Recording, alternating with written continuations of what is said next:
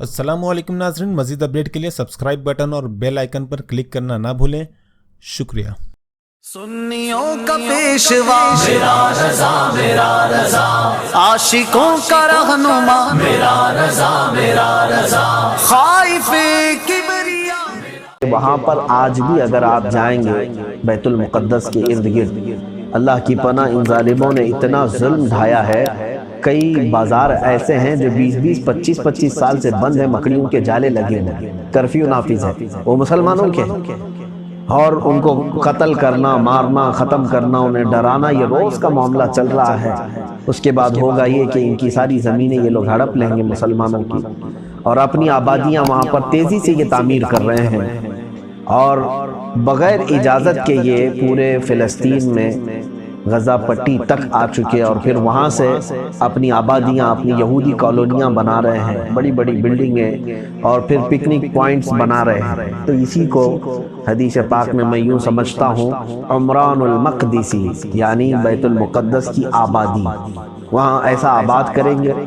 ये आबादी यहूदियों का एहतिलाल, यानी उनकी हुकूमत मदीने तैयबा को वीरान करेगी। मतलब ये है कि मुझे जहाँ तक समझ में आता है कि लोग वहाँ पर मौजूद वो लोग एहतराम ना करें, या फिर नमाज़ों से गाफिल होंगे, या तो फिर सारे दुनिया और माल वगैरह में पड़ जाएंगे। ये हो सकता है मदीने की वीरानी। मदीने की वीरानी से मतलब ये नहीं है कि सारी चीज़ें तोड़ फोड़ करके ख़त्म कर दी जाएंगी, बल्कि इबादात से वीरान किया जा सकता है। उसके फ़ौरन बाद ये दोनों अलामतें मुझे नज़र आ रही हैं कि इस तरफ बैतुल मुक़द्दस की आबादी शुरू कर रखा इन यहूदियों ने। अब आप उधर देखें तो मस्जिद नबवी पूरी मुकफ़्फ़ल है, लॉक है, लोगों को दाखिल होने तक की आज इजाज़त नहीं है। कई नमाजें गुजर गईं, कई जुमा और कई खुतबे, कि लोग एक वायरस के डर से मस्जिद नबवी के करीब नहीं आ रहे हैं, बल्कि उन्हें रोका गया है मेरे आका सल्लल्लाहु तआला अलैहि वसल्लम के दरबार अक़दस में आने से। दूसरी चीज़, उसके बाद ही ये फरमाया गया कि मलहमतुल कुबरा शुरू होगी। ये मलहमतुल कुबरा ये समझने की आज ज़रूरत है, जिसके मुतालिक फरमाया गया कि एक ऐसी बड़ी जंग जो आज तक नहीं हुई थी, और इस जंग की जगह मुल्क शाम हलब के पास है, और वो रसूल करीम सल्लल्लाहु तआला अलैहि वसल्लम की इस हदीस से और दीगर जो हदीसें हैं उससे ये सब पता चलता है कि इस जंग की क़यादत हज़रत इमाम महदी फरमाएंगे। इमाम महदी कौन है? इमाम महदी ये पैदा होंगे, हुज़ूर अकरम सल्लल्लाहु तआला अलैहि वसल्लम की इतनी हदीसें हैं जो तवातुर की हद तक पहुंची हुई हैं इमाम महदी के आने के मुतालिक। हुज़ूर सल्लल्लाहु अलैहि वसल्लम ने फरमाया, मेरी औलाद में आखिर ज़माने में मेरे नाम का एक बच्चा पैदा होगा जो पूरी रुए ज़मीन को अदल से भर देगा, पूरी रुए ज़मीन को अदल और इंसाफ से भर देगा। और उनकी सिफात भी ये बता दी गई हैं कि वो किस तरह की सूरत रखते होंगे। अकनल अनफी, उनको ये कहा गया है कि सीधी खड़ी नाक वाले होंगे, खूबसूरत शबी होगी, और उनके बाल घुंघरालू होंगे, और उनकी तमाम औसाफ बताए गए हैं रसूल करीम सल्लल्लाहु अलैहि वसल्लम की अहादीस में ये मिलता है। अब वो कहाँ से निकलेंगे, कहाँ आएंगे, उसके मुतालिक बहुत सारे इख्तिलाफात हैं। बाज़ ने कहा मदीने तैयबा से, लेकिन हदीसों में मिलता है कि वो मशरिक़ की तरफ से आएंगे।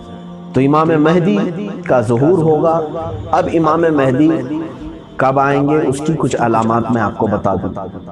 एक हदीस में ये पढ़ रहा था, यह हज़रत इब्ने माजा की हदीस है। रसूल करीम सल्लल्लाहु अलैहि वसल्लम ने फरमाया, ये हज़रत सौबान रज़ियल्लाहु तआला अन्हु से मरवी, अन सौबान रज़ियल्लाहु अन्हु क़ाल क़ाल रसूलुल्लाह सल्लल्लाहु अलैहि वसल्लम यक़्ततिलु इंदकुम इंद कंज़िकुम सलासतुन कुल्लुहुम इब्नुल खलीफा सुम्मा ला यसीरु इला वाहिद मिन्हुम। इस हदीस को बहुत तवज्जो से सुना। हुज़ूर पाक सल्लल्लाहु अलैहि वसल्लम ने फरमाया कि करीब है कि तुम्हारे पास एक बहुत बड़ा खजाना होगा, उस खजाने के लिए 3 लोग लड़ेंगे आपस में, और तीनों बादशाहों के बेटे होंगे। एक तख्त के लिए, एक सल्तनत के लिए 3 लोग लड़ेंगे, और वो तीनों बादशाहों के बेटे होंगे, और ये खजाना तीनों में से किसी एक की तरफ भी नहीं जाएगा। ये हदीस सही है, इब्ने माजा की हदीस, बुखारी और मुस्लिम ने इसको सही फरमाया, यानी उनकी शर्तों पर। अब ये हदीस के मुताबिक मैंने जो دیکھا زمانے کے حالات میں. آج جو عرب ہے، اچھا یہ بھی میں آپ کو بتا دوں کہ وہ کون سا خزانہ ہے جس کے متعلق یہ لوگ لڑیں گے، کہاں ہے وہ خزانہ؟ تو ابن کثیر کی روایات میں یہ ملتا ہے کہ ہوا کنز الکعبہ. انہوں نے کہا کہ وہ خانہ کعبہ کا خزانہ ہے. خانہ کعبہ کے اندر کون سا خزانہ ہے؟ اس سے مراد یہ ہے کہ خانہ کعبہ کے پاس آنے والوں سے جو مال جمع ہوتا ہے وہی خزانہ ہے، حجاج کا، معتمرین کا، بلکہ کئی 100 کروڑ کئی 1000 کروڑ کا یہ خزانہ ہے جو صرف اور صرف حاجیوں سے سعودی عرب کو ملتا ہے. اب اسی خزانے کے متعلق لڑیں گے، 3 لوگ لڑیں گے اور تینوں میں سے کسی ایک کو بھی یہ نہیں ملے گا. میں یہ حتمی طور پر نہیں کہتا کہ آج ہی ہونے والا ہے، لیکن حالات یہ بتا رہے ہیں کہ موجودہ جو بادشاہ ہے اس کے تخت کے دعوے دار آج بھی 3 لوگ ہیں. آج جو موجودہ بادشاہ ہے سلمان بن عبدالعزیز، یہ بوڑھا ہو گیا بیچارہ، اب کچھ کام کے لائق نہیں ہے. اس کے بیٹے نے زبردستی تخت ہتھیا لیا ہے، اور اس سے پہلے جو کراؤن پرنس تھے ان 2 لوگ تھے، دونوں کو بھی ہٹایا گیا. ظاہر سی بات ہے وہ ولی عہد تھے. کراؤن پرنس کا مطلب ہوتا ہے بادشاہ کے بعد اس کا نمبر آتا ہے. تو پہلے ایک شخص تھا، اس کو ہٹایا گیا، پھر محمد بن نائف غالباً اس کو رکھا گیا، اس کو بھی ہٹایا، اب پھر یہ تیسرے نمبر پر یہ محمد بن سلمان بیٹھا ہوا. تو ظاہر سی بات ہے جن کو ہٹایا گیا ہے ان کے اندر کی بھوک مری نہیں ہوگی تخت کی، ان کے اندر کی لالچ ٹھنڈی نہیں ہوئی ہوگی، وہ آگ تو بھڑک رہی ہے تخت کو حاصل کرنے کی. ابھی حالات یہ بتاتے ہیں عرب کے، سعودی عرب کے، کہ خاندانی بغاوت بہت زوروں پر ہے. اس نے اپنے جو ولی عہد ہے بھی فی الحال کراؤن پرنس ہے، اپنے ہی بھائیوں کو قید میں رکھا ہے، کئی علماء کو قید کیا ہے جو اس کے خلاف بولے. تو بہرحال یہ آگ بھڑکے گی. جہاں تک مجھے لگتا ہے ہو سکتا ہے کہ بادشاہ وقت کے مرنے کے فوراً بعد ایک بھونچال آئے گا. اور چونکہ اب تک میں نے 3 لوگوں کا ایک تخت کے لیے لڑنا تاریخ میں اس طرح سے مجھے نہیں ملا، ہو سکتا ہے اس بار اتفاق سے ایسا مجھے لگ رہا ہے کہ ایک بادشاہ کے انتقال کے بعد اب 3 دعوے دار اسی خاندان میں موجود ہیں کہ ہم اس تخت پر قابض ہوں گے. اب حدیث کو اگر آپ دیکھیں گے، حضرت ثوبان رضی اللہ تعالیٰ عنہ کی حدیث ابن ماجہ کی روایت میں ہے، یقتتل عند کنزکم ثلاثۃ کلہم ابن الخلیفہ. تمہارے خزانے کے لیے 3 لوگ آپس میں لڑیں گے اور وہ تینوں بادشاہوں کے بیٹے ہوں گے. تقریباً آپ دیکھیں گے یہ بادشاہوں کی اولاد میں سے. ثم لا يصير الى واحد منهم. حضور صلی اللہ علیہ وسلم نے یہ بھی فرمایا کہ ان میں سے کسی ایک کو بھی وہ نہیں ملے گا. اب دیکھتے ہیں بعد میں ہوتا کیا ہے. اگر ان تینوں میں سے کسی کو بھی نہیں ملتا ہے تو پھر مطلب یہی ہے کہ وہ اسی زمانے کے لیے ہوگی حدیث پاک. اور اگر پھر یہ قابض ہوتے ہیں ہو سکتا ہے بعد میں آنے والے کسی اور 3 لوگوں کے متعلق حدیث ہوگی. بہرحال اب یہاں پر میں جو کہہ رہا تھا امام مہدی کے ظاہر ہونے کی جو علامات ہیں وہ کیا ہیں، اس میں یہ بھی فرمایا گیا کہ پوری دنیا میں وبا پھیلے گی. دوسری علامت یہ ہے کہ قحط سالی عام ہو جائے گی. تیسری علامت یہ ہے کہ زمین میں زلزلے ہوں گے، زمین ادھر ادھر سے دھسے گی. تو یہ بعض دوسرے کتب میں ہے، میں نے اس کی تصحیح نہیں کی ہے. لیکن ملحمۃ الکبریٰ ایک بڑی علامت یہ بتائی گئی ہے جنگ کی تیاری. میرے عزیزو آپ کو میں بتاؤں کہ آج سوائے مسلمانوں کے ساری قومیں جنگ کی تیاریوں میں مصروف ہیں. ساری قومیں جنگ کی تیاری. ہمیں کسی چیز کی پرواہ نہیں، ہم تو اپنوں میں مست ہیں. ہمارے بچے اور نوجوان تو آج اس طرح کی زندگی گزار رہے ہیں جیسا ایسا لگتا ہے کہ انہیں اس دنیا سے جانا ہی نہیں.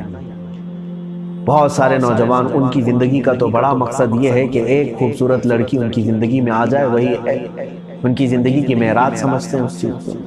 جبکہ دوسری قومیں پیدا ہوتے ہی بچوں کی تربیت اسی ماحول میں کر رہے ہیں. بچہ 7 سال کا ہو جائے تو اسرائیل میں اسے گھڑ سواری اور تیر اندازی سکھانے کے لیے کھڑا کیا جا رہا ہے.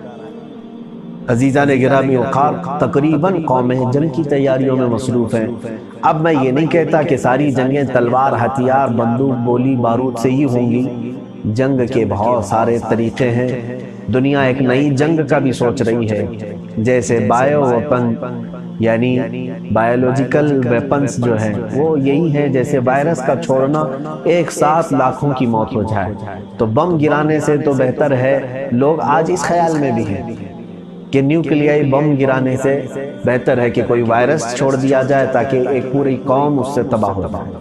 یہ بھی ایک طریقے کی جنگ لڑی جا رہی ہے۔ ایک طریقہ جنگ کا یہ بھی دنیا نے، ترقی یافتہ دنیا ہے، کمپیوٹرائزڈ جنگ، یعنی لوگوں کے حملے کرنا، انٹرنیٹ کے ذریعے سے ان کے پیسے چرانا، پورے کے پورے پیسے بینکوں کے غصب کر لینا، یہ بھی ایک طرح کی جنگ ہے۔ اور دنیا کو کیش لیس کر کے قحط سالی کی طرف یہ لایا جائے گا۔ آپ دیکھیں گے اس کے بعد ابھی ہم جو لاک ڈاؤن میں بیٹھے ہوئے ہیں، یہ بلا ہے، یہ وبا ہے، اس کے بعد کے جو حالات آئیں گے مجھے یہی لگتا ہے کہ پوری دنیا میں قحط سالی عام ہو جائے گی، قحط سالی عام ہو جائے گی، بھوک مری زیادہ ہو جائے گی، لوگ بھوک کی وجہ سے مر رہے ہوں گے۔ میرے عزیزوں، اب یہ ملحمت الکبریٰ جس کارن سے ہوگی، جس وجہ سے ہوگی، وہ اس کی وجہ بھی یہود ہی بتائے گے۔ یہودی یہ چھیڑیں گے اور کثرت سے مسلمانوں کا قتل کریں گے۔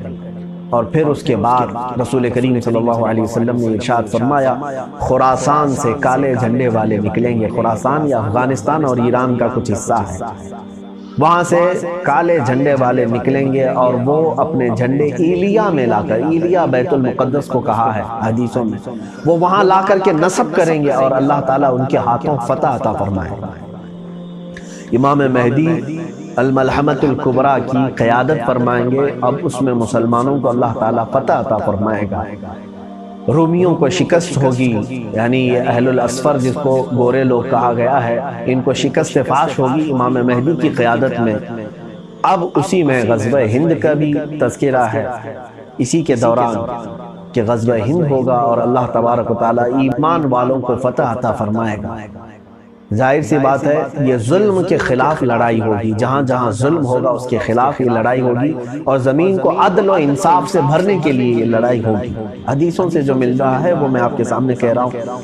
اب ملحمت الکبریٰ جیسی ختم ہوگی، یعنی یہ جنگ کا خاتمہ ہوگا، تو مومنین جو ہے 3 حصوں میں تقسیم ہوں گے، یہ بھی حدیث پاک میں ہے۔ اس میں سے ایک حصہ قسطنطنیہ فتح کرنے کے لیے نکلے گا، وہی استنبول جس کو میں کہہ رہا ہوں۔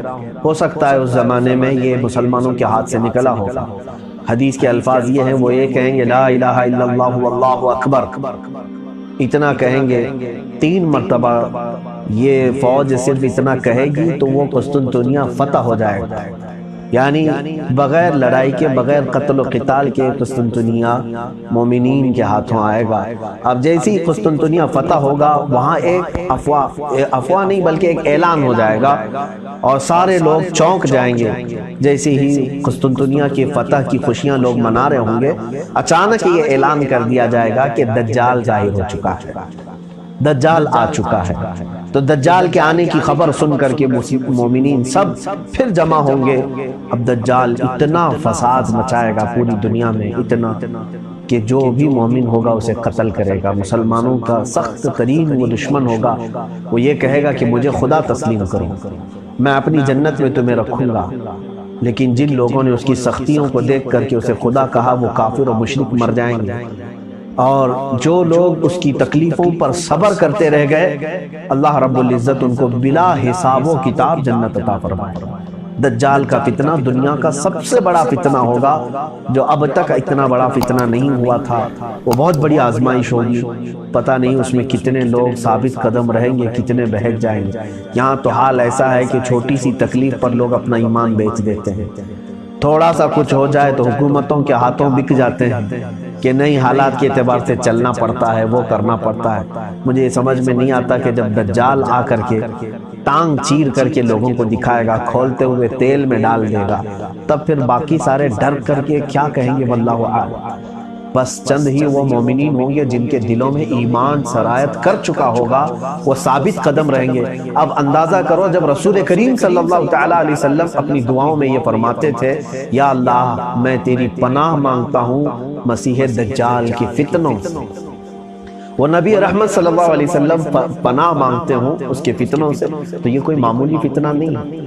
تو دجال کا ظہور ہوگا، اس کے بعد پھر وہ محاصرہ کر لے گا حضرت امام مہدی کا، جب وہ ملک شام میں ہوں گے، یہاں تک کہ مسلمان قتل ہو چکے ہوں گے بہت سارے اس کے ہاتھوں۔ اب وہ حضرت امام مہدی اور ان کے جتنے بھی لوگ ہوں گے ان کا محاصرہ کرے گا، تب پھر حضرت عیسیٰ علیہ السلام نازل ہوں گے۔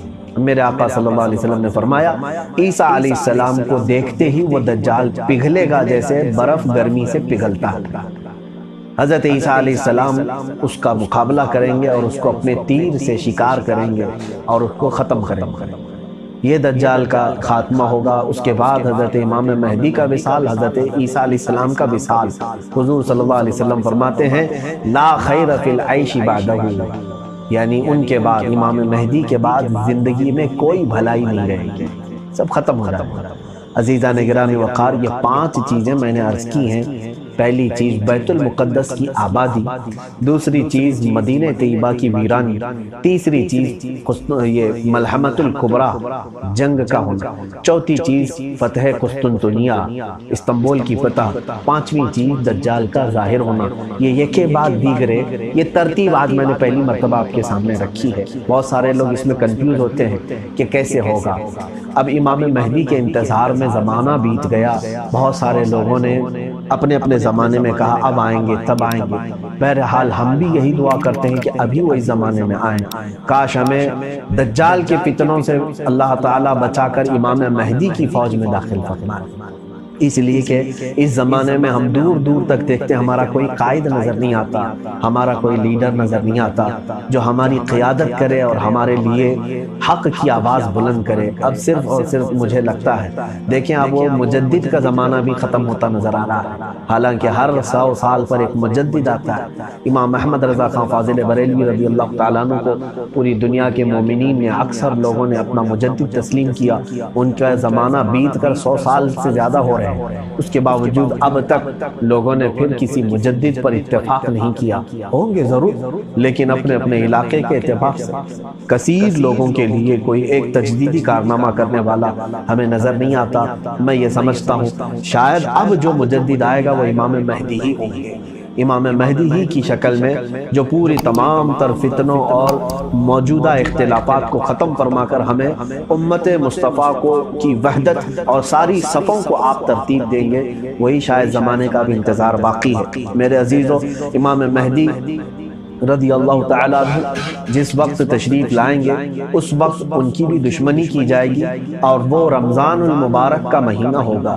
بعض لوگ رمضان کے آتے ہی یہ بحث بھی شروع کرتے ہیں۔ مجھے آج ہی ایک میسج یہ بھی آیا کہ ترکی کے ایک شیخ ہیں، انہوں نے کہا یہ جو آنے والا رمضان ہے یہ معمولی رمضان نہیں ہے، یہ امام مہدی کے ظہور کی علامات دکھا رہا ہے۔